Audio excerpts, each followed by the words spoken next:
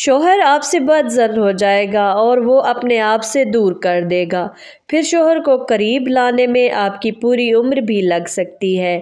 اس لیے احتیاط سے کام لیا کریں اور شوہر کو ایسا موقع نہ دیں کہ وہ آپ کی شکل دیکھنا بھی گوارا نہ کرے۔ عورت خود کو سپر وومن سمجھنے لگ جاتی ہے اور تصور کرتی ہے کہ وہ جو کچھ بھی کرتی رہے گی شوہر اس کی مٹھی میں ہی رہے گا، لہٰذا 2024 میں وہ ڈھیٹ پن چھوڑ دیں جو آپ نے گزشتہ سالوں سے اپنایا ہوا ہے۔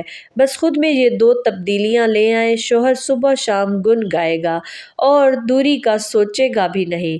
بس لوگوں کے سامنے تماشا کرنا چھوڑ دیں اور دوسرا ہر وقت انویسٹیگیشن کرنا چھوڑ دیں۔